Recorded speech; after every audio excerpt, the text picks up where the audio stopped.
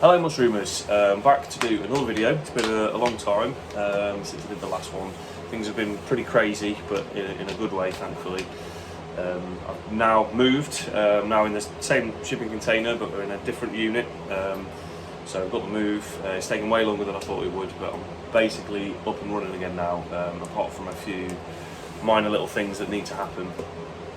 I will take you on a little tour around the new place in this video, but I thought I'll just give a quick update on where I am with the business currently. Farmers markets are back on as of last weekend. Unfortunately, I've not been able to get growing the mushrooms in time because the move's just taken so long. But I've been buying some mushrooms in. I'm honest with my customers about it, and they all seem very understanding, with the situation being what it's been.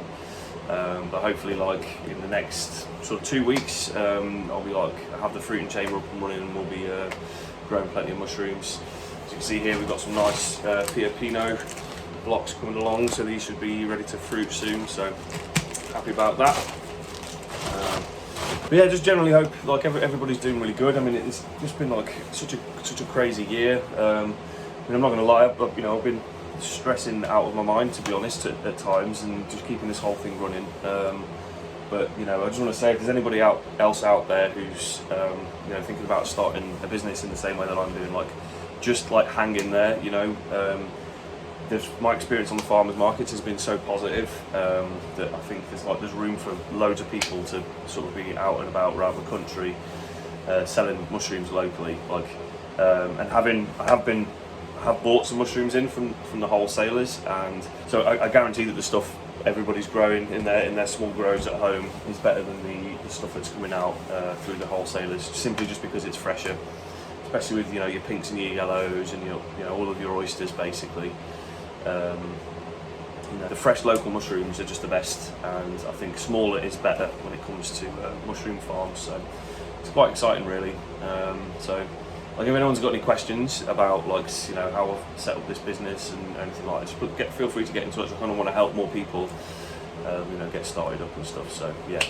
So without any further rambling, I'll give you a nice little tour around. Up to, as you can see, we've got the vertically mounted flow hood underneath here. Working really good. I really like the vertical setup. There's enough height between the surface of the table and the bottom of the filter, where you can really organise things in a way where the cleanest stuff is towards the top, and then the dirtiest stuff is towards the bottom, and it works really nicely. I think I'm going to get some hangers, some wire shelves, just to put up there really close to the filter surface, where you can hang you can place your open cultures and stuff up there, out the way of everything else.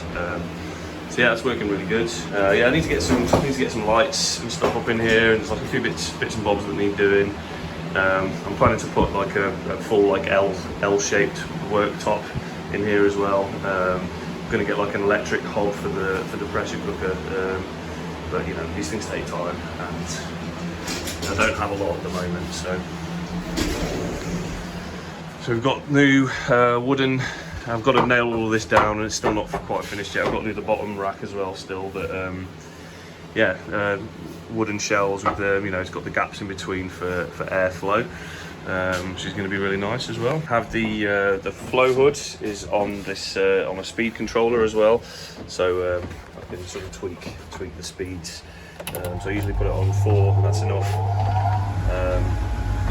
And it's really nice now because I don't know if you can tell that, but the filter's on full whack, and you can still hear me really well. I realised I did just have my hand over the microphone then, so it might have been a bit dodgy. But filter's on full whack, can still hear just fine. It's all working really good. The air comes in here through the filter, through the fans inside this box on the outside. And it just goes up the tube and down into the lab. Some of it's a bit sort of sketchy looking, to be honest with you. I'm not an expert at any of this stuff, so it's cost me so little to do it. It's kind of I've basically got a full-on kind of clean room in there now. It's so it's worked out really nicely. Okay, Okay, so there's nothing, got nothing different about the fruiting room. It's basically yet to be plugged in, but I'm going to make a few changes in there. I think I'm going to replace the floor at some point, but yeah, we're going to get it switched on soon, and that'll be all good. So I've got a nice wash station over here. This is like the wet area basically. I'm going to have like a drain put in, so stuff can be like sprayed and cleaned down here. Yeah, we've got like the taps and everything all set up, with the sink and everything all good. So if we come around here, you see this is the other sort of outside part of the unit that we've got. We've got all the different sawdust. So I've got a few different things I'm trying at the moment. So this is some oak sawdust from a local lady. She had an oak tree come down in the garden, and yeah, the tree surgeons had a load of this, just the sawdust that's left over. We can guarantee it's oak because that is definitely an oak leaf. But yeah, it seems to be working really good. The Pio Pino blocks that I've got in there have been growing really happily on this, so that's good. Also have some of these oak briquettes from Gareth Archer. And I haven't tried these yet, but they seem to be working out really nicely. So yeah, it's another alternative there. These bloody things I bought from it was UK Timber. They were sold as hardwood briquettes, but I'm not so sure. I think they've got a slight sort of pine smell to them, and I can't seem to get things to grow on them. Mycelium just goes really rhizomorphic and doesn't produce any fruits. So I think I'll have to maybe sell these on. So if anybody wants half a ton of fuel logs, I'm sure they'll work perfectly good for your log burner. Give us a shout. This is the other stuff that I've got. So this is really fine oak sawdust from a mill. So I'm thinking this could be quite nice to sort of blend with the other stuff. You could kind of like get like a good sort of blend going with it. But on its own, as you can see, it's way too fine to use on its own. Yeah, we've got the usual grains, the usual suspects. We've got our oats, we've got our white millet.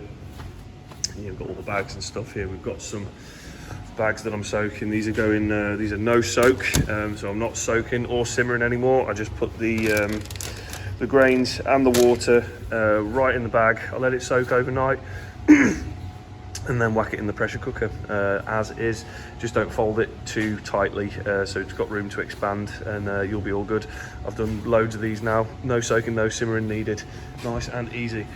So this is the first time I'm showing this, but this is my prototype for a new kind of steam cabinet. It's just cooking at the moment. It's basically like a catering trolley. I will do a video on this, but it's basically a catering trolley with it has a heating element and a float valve in the bottom. It's creating the steam, and it has racks, and inside I've got one of my reusable tubs and a bunch of bags in there. Seems to be working good. It's hooked up to this PID, so it's probably flickering, but as you can see, when the red light comes on, that's when the heating element is active, and so it's popping on for maybe a second, and that's enough to keep it topped up. So the electricity bill is going to be really good on there. It's not really well insulated, as you can see. You know, it's just a prototype. I don't know how long I'm going to be using it for. I've got some more trolleys down there to try, and hopefully get a proper thing fabricated if I decide that it works. But so far so good. The only thing is I mean, let's see if I've got one. So what I'm experimenting with is reusable tubs, reusable grain tubs. Of these gastronorms. So these are polycarbonate ones. You can get polypropylene as well, which is what I'm going to try next. But they all rack up in the sterilizer, and we have these lids. It's just a bit of Tyvek, and yeah, so I'm trialing them. The only problem with them is that with the bags you can squeeze much more substrate into the space.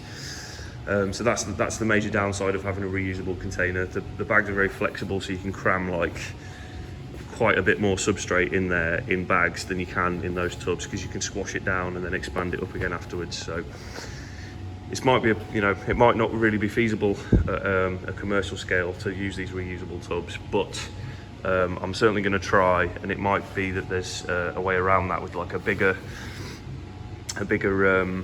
sterilizer. So yeah, as I said, this is the other catering trolley that I'm hopefully going to convert into a bigger bigger sterilizer and see if we can figure out how to make it work with these reusable tubs.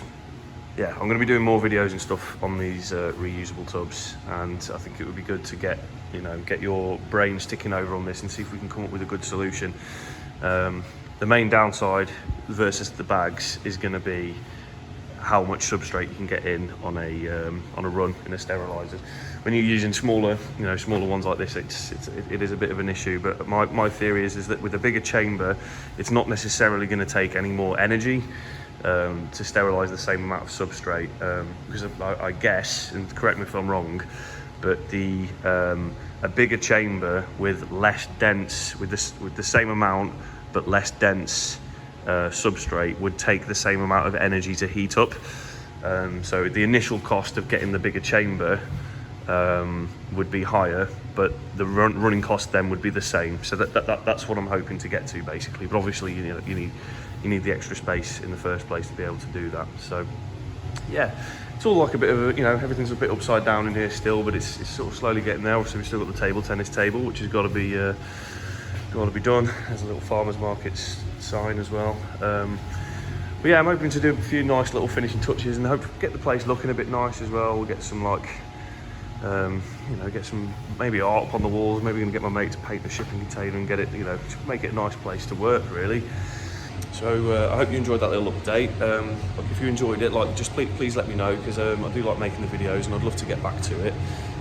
So if you're enjoying it, just give us a shout, and I'll continue to make more. There's loads of things that I'd like to cover, loads of little topics and stuff. So yeah, for now I will leave it at that, and I will speak to you next time. Thanks. Bye.